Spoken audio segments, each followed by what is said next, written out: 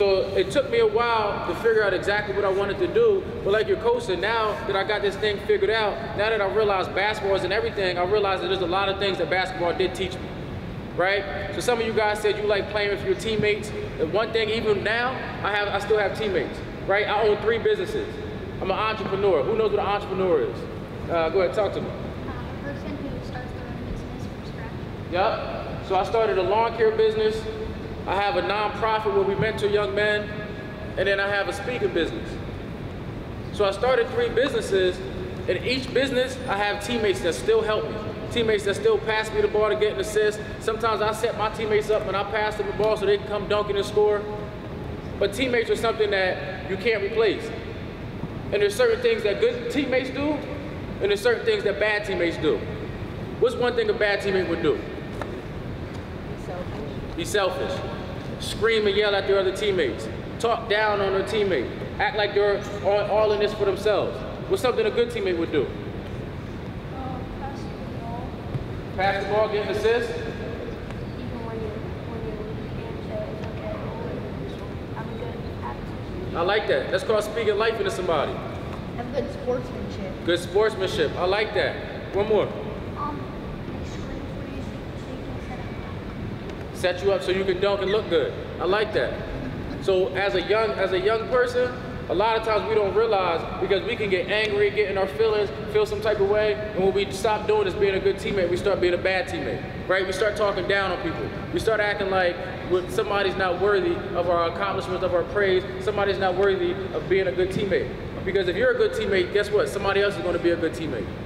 And if 2 people are good at something, it's easier to become great at something.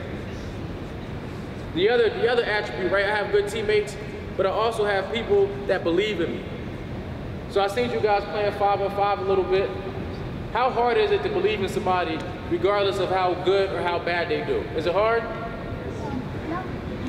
I think it's hard. Because if I don't know how good you are, how can I trust me passing you the ball? How can I trust you're going to make the shot? But isn't that the point of a teammate? To give you an opportunity, to give you a chance? So this thing that I love called basketball, all it really can do for you is give you a chance to do some things in life. All it can really do for you is give you a chance to express yourself on this court. Because as soon as you step in these 4 lines, you know what I love about sports? Once you step on this court, nobody can come save you.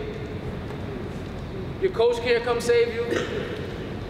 Older players can't come save you. Once you step on this court, I call sports the great equalizer. Because one thing for sure and 2 things for certain, you cannot cheat the grind. And the grind is how much work you put in.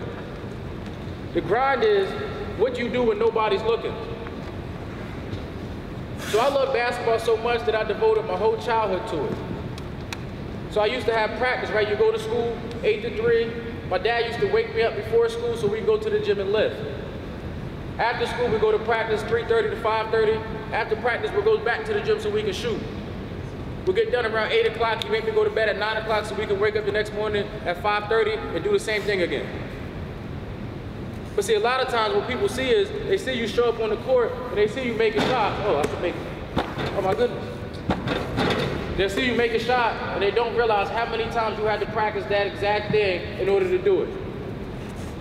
Right? They see you get fouled and get an and-1 and don't realize how many times you had to do push-ups or how many bench presses you had to do in order for you to be strong enough to do that. But the reason I love the grind, the reason I love hard work, is because the exact opposite is true as well. When you step out on this court, if he never cheats on his wind sprints and you cheat every time, guess who's going to be tired first? Right? Like if your coach says do 20 push-ups and you do 10 because your coach ain't looking and you walk away laughing and smiling, guess what? That doesn't affect your coach. That affects you. And a lot of times, and I've had this experience, because there are some people that are more talented, there are some people that are more gifted, there are some people that might be better, but what I learned is hard work beats talent if talent doesn't work hard. So if you're willing to work hard, all of a sudden, you can even out that playing field. But I know a lot of people who acted like they were the gift of basketball instead of acting like God gifted them with the skill of basketball.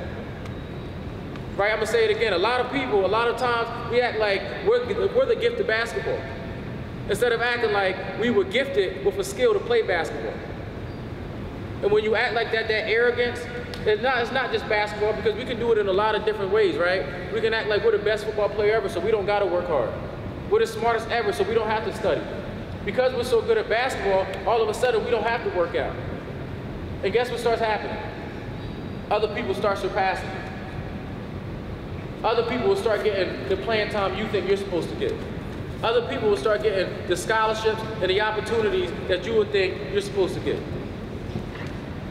So again, I ask you guys, if you love basketball, if you love something enough, how much work are you willing to put into it? How hard are you willing to go? When you think you're tired, how much more can you really have in that tank? Because believe it or not, tired is your mind telling your body you can't go no more. But guess what's on the other side of tired? Guess what's on the other side of I'm out of breath? Guess what's on the other side of I can't lift anymore, I can't shoot anymore? Guess what's on the other side of that? That's where success lies. But a lot of times in this thing we call life, a lot of times people quit before they get to the success because they say they're too tired. People would rather stay up all night scrolling on TikTok rather than going to sleep so they can wake up in the morning to make sure they work out. Right, because I know what kids do. You guys like TikTok, you guys like social media, but the truth of the matter is there's a real world out here waiting for you. There's scholarships, there's opportunities, there's basketball camps and basketball teams that are waiting for you to fill them. But if you guys are so busy on social media and TikTok, you're gonna miss your opportunity. If you're so busy worrying about trying to cheat somebody, trying to make sure you don't touch every line, trying to make sure you don't do as many push-ups or make as many shots as you're supposed to make, you're gonna miss your opportunity.